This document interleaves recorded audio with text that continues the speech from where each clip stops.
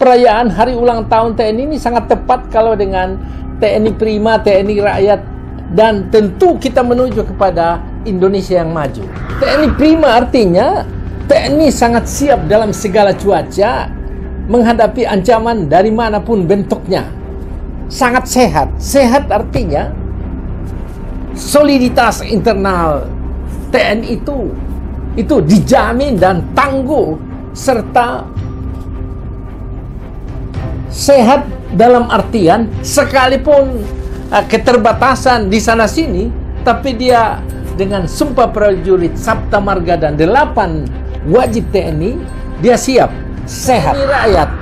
Nah, sudah pastilah bahwa TNI itu adalah dapat TNI berasal dari rakyat dan TNI untuk rakyat. Dalam Undang-Undang 34 tahun 2004 yang telah diperbaharui dengan Undang-Undang nomor 3 tahun 2005 mengenai TNI, pasal 2 itu dikatakan TNI rakyat. Artinya tentara yang anggotanya berasal dari warga negara Indonesia. Itu maksudnya. Sehingga antara TNI dan rakyat tidak bisa dipisahkan dalam rangka melindungi, menjaga keutuhan bangsa ini. Saya selalu tekankan bahwa tidak ada sesuatu yang bisa dicapai dalam suatu negara tanpa militer, tanpa TNI. Dan tentu orang selalu berpikir bahwa dengan TNI, dengan militer itu otoriter. Salah besar.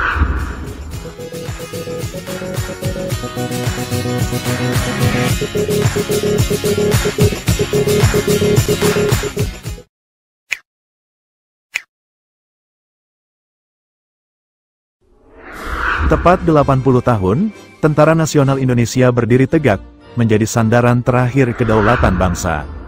Di momen perayaan hari ulang tahun ke-80 ini, dengan tema TNI Prima, TNI Rakyat, Indonesia Maju, kita merayakan lebih dari sekadar kekuatan militer. Kita merayakan sebuah sumpah yang terpatri dalam Sabta Marga, sumpah yang menjamin soliditas internal, sebuah kondisi prima, mutlak yang membuat TNI siap menghadapi ancaman dari manapun. Pengamat militer Dr. John Palinggi menegaskan, tidak ada kemajuan yang dapat dicapai suatu negara tanpa militer yang kuat dan loyal. John Palinggi mengajak kita melihat melampaui kecurigaan, untuk memahami bahwa TNI adalah denyut nadi rakyat, yang berakar dan berjuang demi Bhinneka Tunggal Ika. Inilah penjaga persatuan, pengawal konsisten sejak proklamasi. Dari moto legendaris para Kopassus, Marinir, hingga Kopasgat, kita melihat dedikasi tanpa menghitung untung rugi. Simak pandangan Dr. John Palinggi, sebuah seruan untuk bangsa. Jangan pernah ragukan, jangan pernah hinakan, TNI adalah penopang kehidupan berbangsa kita. Mari sambut hari ulang tahun TNI ke-80 dengan rasa hormat tinggi dan keyakinan bahwa TNI akan selalu prima, bersama rakyat siap mengawal langkah besar Indonesia maju. Kita nanti hari Minggu ini, Tentara Nasional Indonesia akan merayakan hari ulang tahun yang ke-80. Dan tema hari ulang tahun TNI yang ke-80 itu adalah TNI Prima, TNI Rakyat, Indonesia Maju. TNI Prima artinya TNI sangat siap dalam segala cuaca menghadapi ancaman dari manapun bentuknya. Sangat sehat. Sehat artinya soliditas internal TNI itu dijamin dan tangguh, serta sehat dalam artian sekalipun keterbatasan di sana sini, tapi dia dengan sumpah prajurit, Sabta Marga, dan 8 wajib TNI, dia siap, sehat. Ya, tentu ada falsafah dari daratan Tiongkok, itu dia katakan kesehatan itu adalah modal yang paling utama. Jadi apapun kalau sehat, nah TNI itu sehat, prima. Nah kalau dikatakan TNI rakyat, nah sudah pastilah bahwa TNI itu adalah dapat TNI berasal dari rakyat dan TNI untuk rakyat. Dalam Undang-Undang 34 tahun 2004 yang telah diperbaharui dengan Undang-Undang nomor 3 tahun 2005 mengenai TNI, pasal 2 itu dikatakan TNI rakyat. Artinya tentara yang anggotanya berasal dari warga negara Indonesia. Itu maksudnya. Sehingga antara TNI dan rakyat tidak bisa dipisahkan. Dalam rangka melindungi, menjaga keutuhan bangsa ini. Nah, itu yang pandangan saya adalah bahwa perayaan hari ulang tahun TNI ini sangat tepat kalau dengan TNI Prima, TNI Rakyat, dan tentu kita menuju kepada Indonesia yang maju. Saya selalu tekankan bahwa tidak ada sesuatu yang bisa dicapai dalam suatu negara tanpa militer, tanpa TNI. Dan tentu orang selalu berpikir bahwa dengan TNI, dengan militer itu otoriter. Salah besar. Situasi global, situasi negara, situasi dimanapun telah berubah dan mengarah kepada prinsip-prinsip demokrasi. Dan paling cepat berubah itu adalah TNI. Dari ABRI TNI, perubahan sangat besar. Sekalipun, selalu bertubi-tubi dituduh. Satu orang yang salah melangkah disuruh semuanya ini TNI jelek. Itu kebiasaan yang buruk dan harus dihilangkan dan jangan selalu diulang-ulangi.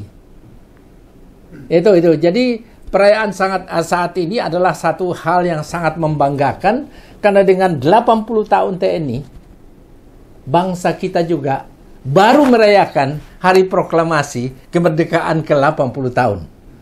Itu artinya apa? TNI telah secara konsisten dan secara katakanlah terus-menerus menjaga negara ini dengan baik. Saya sampaikan salut dan rasa hormat tinggi itu. Ya, seberapa urgent Pak ketika Presiden Prabowo itu memperhatikan secara serius menyikapi situasi geopolitik sekarang?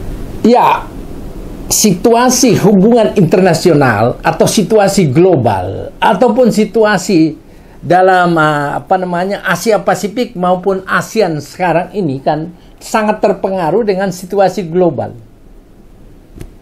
Dulu orang bersatu dalam lingkup PBB, tetapi dalam lingkup persatuan bangsa-bangsa, termasuk di persatuan di mana-mana, orang berbeda pendapat, bahkan sangat tajam, dan itu menghasilkan peperangan yang luar biasa dan menghancurkan segala sesuatu yang telah dibangun bertahun-tahun.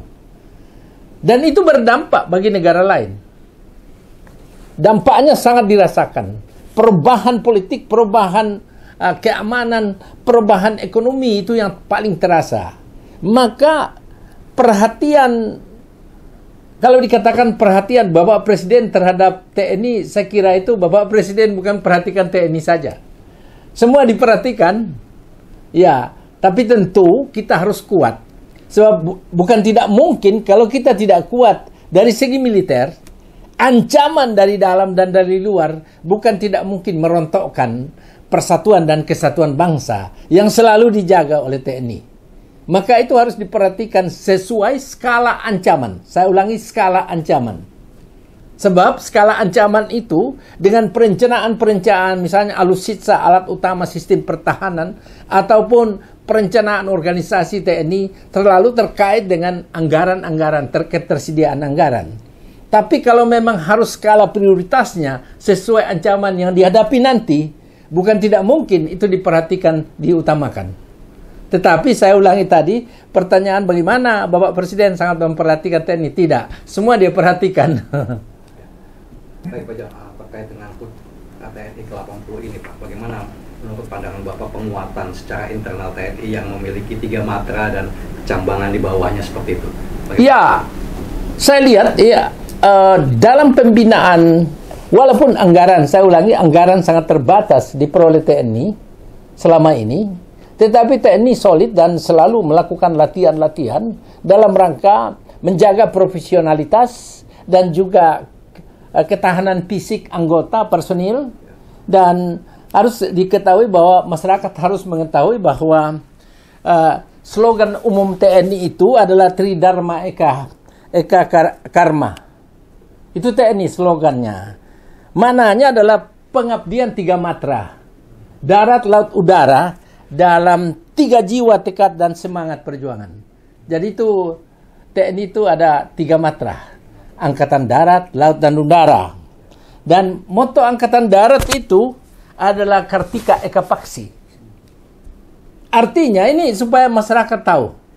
Kartika Eka Paksi itu adalah burung gagak perkasa tanpa tanding. Menjunjung cita-cita tinggi, melambangkan kekuatan dan kejujuran. Jadi Kartika Eka Paksi artinya itu. Dan moto Kopassus, di bawah Angkatan Darat ada pasukan Kopassus. Komando Pasukan Khusus. Sekarang itu yang memimpin baru-baru ini organisasi Kopassus dipanggil jadi yang memimpinnya itu adalah Panglima. Jadi ketiga matra pasukan elit itu jadi Panglima dan dinaikkan jadi Letnan Jenderal. Jadi Kopassus, moto Kopassus itu berani, benar, dan berhasil. Berani, benar, dan berhasil. Maknanya lebih baik pulang nama daripada gagal di medan laga. Jadi itu yang dari dulu banyak membantu. Jadi ketiga matra ini ada memiliki pasukan elit dan sangat kompak dalam rangka menjaga keutuhan wilayah.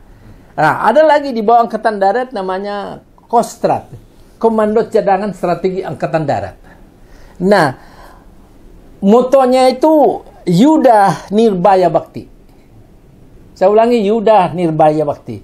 Ini Komando Cadangan Strategi Angkatan Darat ini puluhan ribu itu pasukannya. Saya kira pasukan yang terbesar di Indonesia. Ya, Kostrat. Moto Kostrat itu Yuda Nirbaya Bakti, maknanya adalah pengabdian dengan perang tanpa mara bahaya. Artinya mara bahaya dia hilangkan pada saat berperang. Nah, kemudian dilanjutkan dengan moto Angkatan Laut. Yalesveva Jaya Mahe. Yalesveva Jaya Mahe. Artinya makna moto Angkatan Laut itu justru di lautan kita menang. Atau kejayaan kita ada di laut. Di bawah Angkatan Laut itu ada marinir. Pasukan elit marinir. Moto marinir adalah Jalesu Bumiyamka Jayamahe. Jalesu Bumiyamka Jayamahe. Maknanya adalah di darat dan di laut kita jaya. Jadi di darat dan di laut kita jaya. Nah, kemudian Angkatan Udara. Moto Angkatan Udara itu Swabuana Paksa. Swabuana Paksa. Maknanya sayap tanah air atau sayap pelindung tanah air. Nah, itu moto di bawah Angkatan Udara itu ada pasukan elit namanya Komando Pasukan Gerak Cepat. Ya, motonya Karmanye Fadikaraste Mapalesu Kadat Jana. Karmane Fadikaraste Mapalesu Kadacana. Maknanya bekerja tanpa menghitung untung rugi. Jadi Kopaskat itu bekerja tanpa menghitung untung rugi. Nah, itu daripada moto daripada semua. Dan moto Pas Pampres ini perlu juga dijelaskan pada masyarakat. Karena pasukan pengamanan presiden ini adalah sangat, jadi dia bertanggung jawab terhadap keamanan dan keselamatan keselamatan presiden dan kepala pemerintahan. Ya, baik yang dari asing dan teristimewa presiden dan wakil presiden. Nah, moto Pas Pampres itu setia waspada. Setia waspada. Maknanya harus senantiasa setia pada tugasnya. Pancasila dan Sabta Marga serta menjaga kewaspadaan tinggi terhadap segala ancaman demi melindungi kepala negara atau kepala pemerintahan. Ini sangat yang menjadi personil pasukan pengamanan presiden itu terseleksi secara ketat. tidak gampang untuk masuk ke sana. Ya, dari tiga pasukan elit, dari Kopassus, Marinir, dan Kopasgat. Ya, itu adalah yang penting diketahui masyarakat. Tetapi TNI itu sangat mentaati yang namanya Sabta Marga Sumpah Prajurit dan 8 wajib TNI. Itu bisa dilihat sendiri. Jadi ini saya jelaskan supaya para masyarakat itu bisa tahu apa moto, karena moto ini sangat menentukan. Ya. Jadi kalau pertanyaan tadi, penguatannya itu sudah berjalan normal. Tidak kita. Jadi kalau misalnya militer itu ada apa?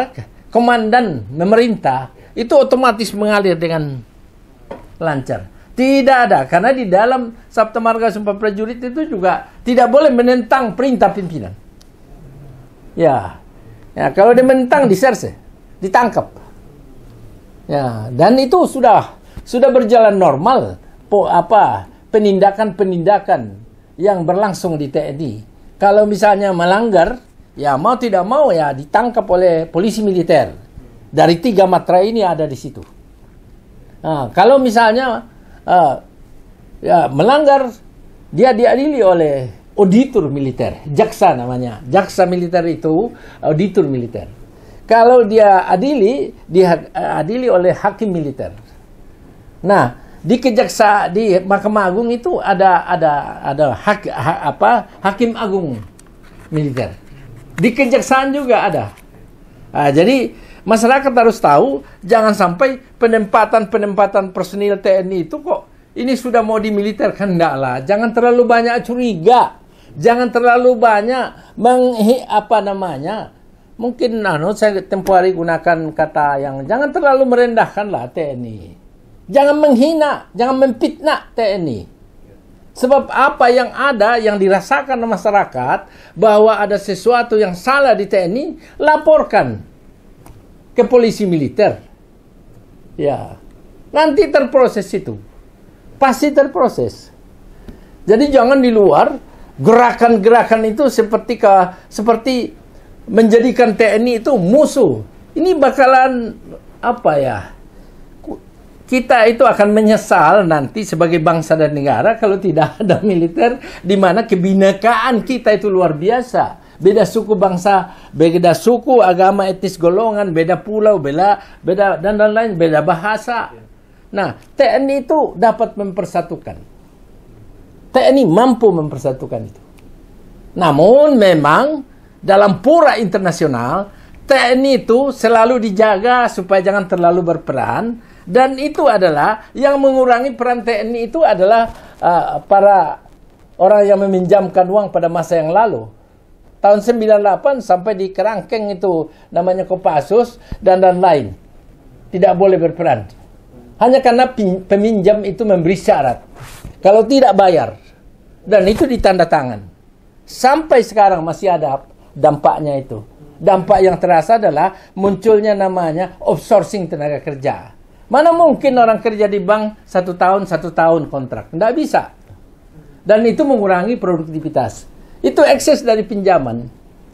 Jadi kita tidak bisa, TNI tidak bisa masa yang lalu bergerak karena itu adalah mau tidak mau TNI itu di bawah presiden.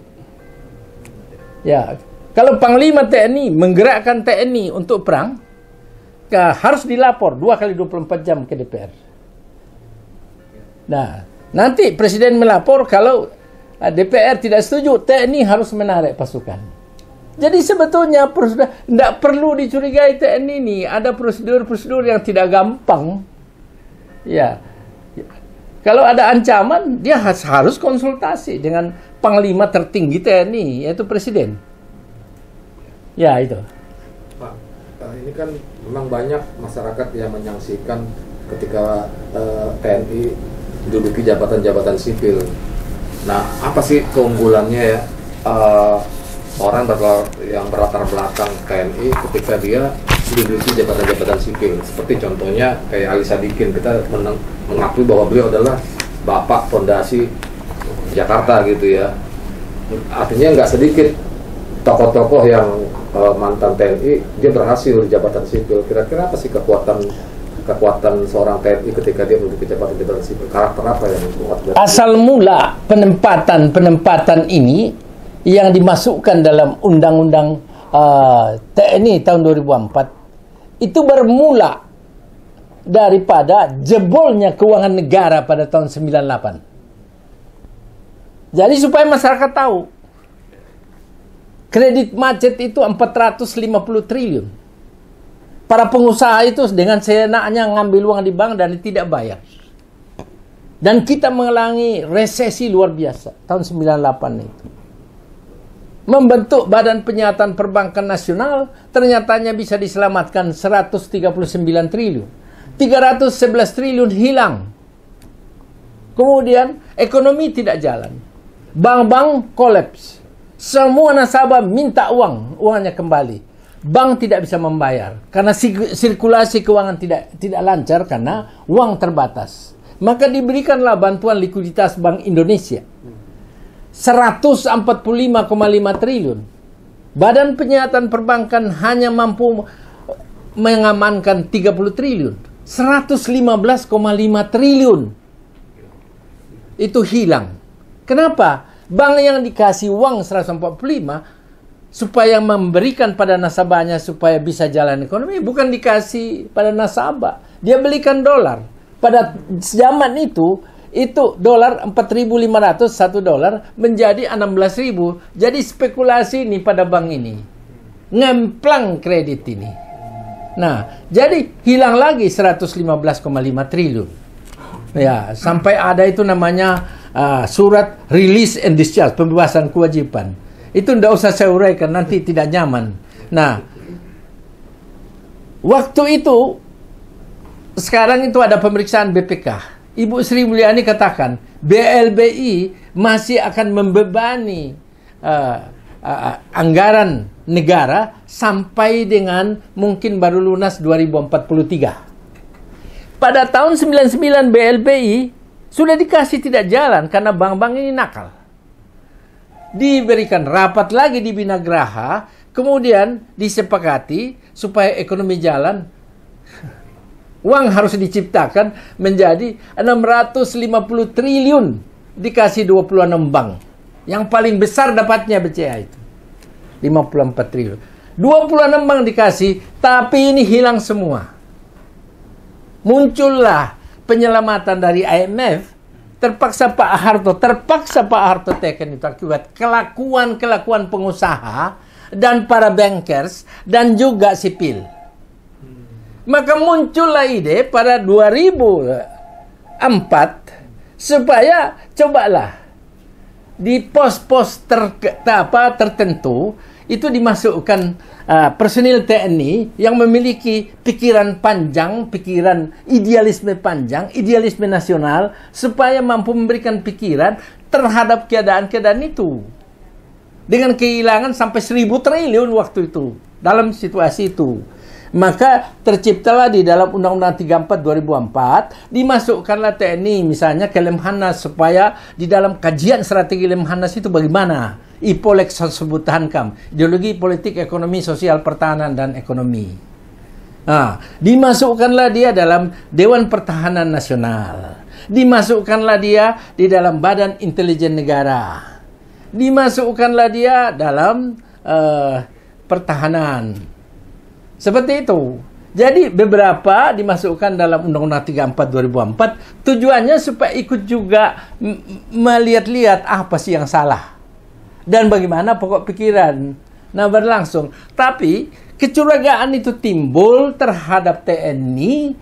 Waktu itu saya ikuti dari ABRI sejak Pak Faisal Tanjung dulu saya sudah ikut. Ya.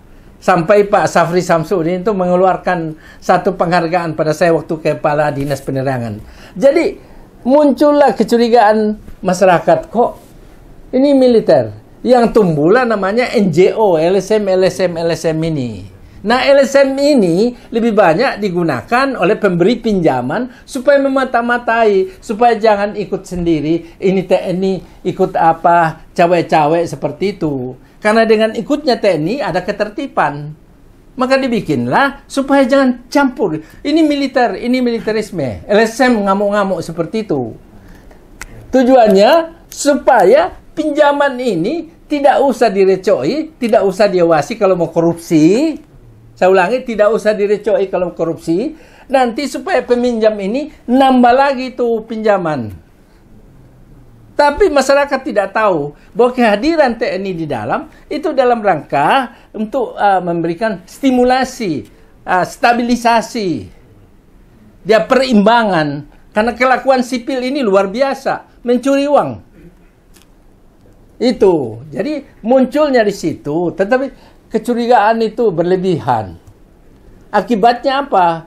Muncullah namanya teroris, muncullah ini, muncul apa, perdagangan narkoba, muncul bermacam-macam yang merupakan ancaman terhadap negara.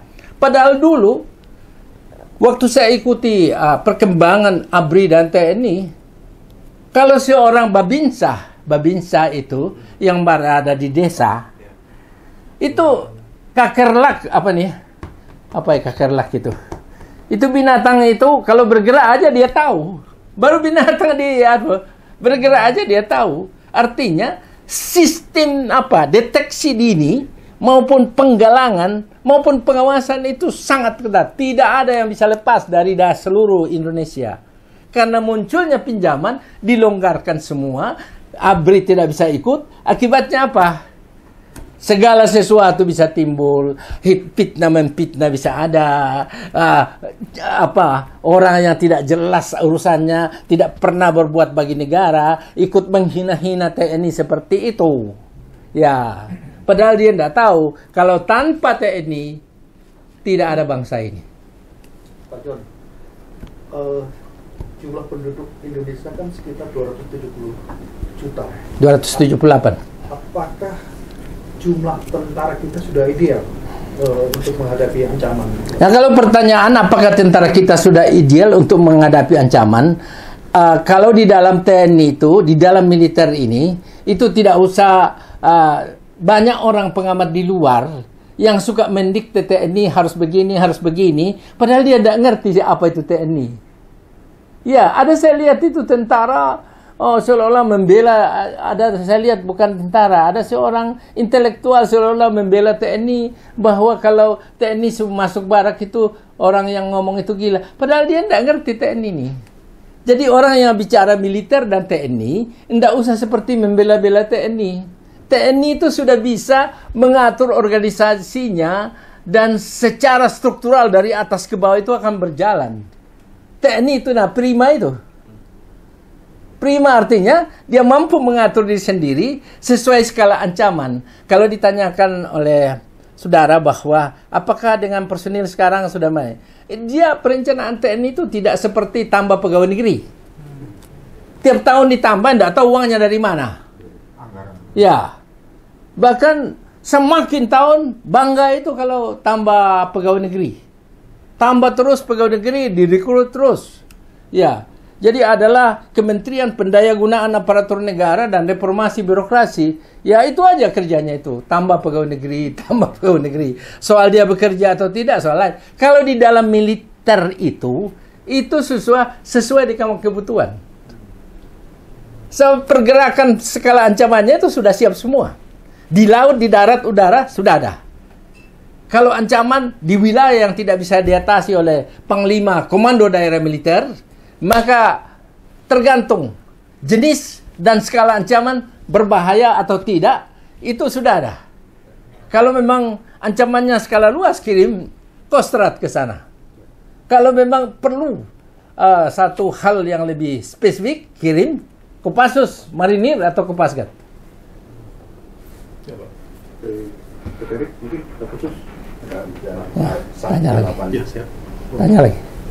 Harapannya Pak di belum. Oh iya, ini Pak, dengan posisi Indonesia sekarang menjadi kekuatannya peringkat ke-13 dunia Pak, mungkin peringkat ketiga apa? 13 Pak. Oh ya. Ya. Apa tanggapan Bapak dan harapan Bapak kepada TNI ke depan? Ya tentu dengan kita ini kan tidak bisa hidup steril dari penilaian lingkungan. Baik lingkungan strategis ASEAN maupun Asia Pasifik maupun dunia. Maka tentu itulah sebabnya Bapak Presiden selalu mempersiapkan alat utama sistem pertahanan. Sekalipun kita terbatas uangnya, tetapi dengan cara kepercayaan dari luar negeri, sahabat negara lain, Bapak Presiden memperoleh kepercayaan untuk memperkuat alat utama sistem pertahanan. Jadi kalau kita peringkat ke-13, tentu itu membahagiakan, tetapi bukan membahagiakan kesiapan TNI secara prima dan untuk rakyat. Tentu muaranya itu adalah Indonesia supaya maju. Mengawal Indonesia sampai tercapainya Indonesia Emas. Melalui secara bertahap tahun 30 dan tahun 45. Ini harus aman. Harus aman.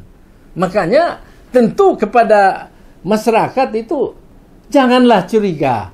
Jangan hina-hinalah TNI itu. Ya, karena itu penopang kehidupan kita berbangsa dan bernegara. Di negara ini saya jamin tidak akan jadi militerisme, diktator militer. Nah, kalau sampai terjadi itu saya terserahlah mau apain saya, tidak akan terjadi. Karena Sabta Marga Sumpah Prajurit dan 8 wajib TNI itu sudah sangat dalam itunya. Dan pembinaan TNI itu TNI itu di dalam Sabta Marga itu adalah Pancasila, Undang-Undang Dasar itu taruhan hidupnya. Ada enggak orang lain yang bisa seperti itu? Enggak ada. Enggak ada. Maka selama Pancasila itu masih utuh, kita masih hidup. Bhinneka Tunggal Ika masih bisa jalan. Kita berbeda-beda, tapi masih kita bisa bersatu. Nah, payungnya itu TNI. Kalau itu sudah TNI rapuh, maka jangan diadu domba itu TNI. Saya tahu juga bahwa keributan-keributan pangkat dan jabatan di lingkungan TNI itu pasti akan ada, tetapi tidak akan muncul ke permukaan karena mereka itu loyal pada pimpinan. Hanya orang-orang luar yang suka mengadu domba itu TNI supaya ribut. Saya ingatkan teman-teman pengamat dari entah intelektual entah siapa, nggak usahlah tampil seperti membela-bela TNI. Dia bisa membela dirinya. Sama halnya ada saya sebagai contoh saja ini. Ada itu adalah orang yang misalnya relawan presiden pokoknya orang yang akan membela presiden. Nggak usahlah presiden atau TNI dibela, nggak usah, dia bisa membela dirinya dengan undang-undang, dengan Sabta Marga Sumpah Prajurit, dan untuk Bapak Presiden nggak usah dibela-bela, nggak usah didukung-dukung, dia akan terdukung dengan sendirinya melalui Undang-Undang Dasar Pancasila dan Undang-Undang Dasar. Closing, Mbak, harapan untuk ulang tahun TNI ke-20. Ya. Pada saat merayakan hari ulang tahun TNI ke-80, ini adalah hal yang sangat menggembirakan dan membahagiakan. Kepada Bapak Panglima TNI, kepada Bapak Menteri Pertahanan Republik Indonesia, dan kepada pimpinan Kepala Staf Angkatan Udara, Angkatan Darat, Angkatan Laut, dan Kepala Staf Angkatan Udara, dan seluruh jajaran personil TNI dimanapun berada, dan keluarganya, saya sampaikan selamat hari ulang tahun TNI yang ke-80. Saya doakan semuanya supaya bisa selalu sehat walafiat dalam lindungan dan pertolongan Allah Subhanahu wa Ta'ala, Tuhan Yang Maha Sang Hyang Widi Wase, dan semoga saya doakan selalu solid, prima, TNI rakyat dan Indonesia maju. Selamat Pak, salut.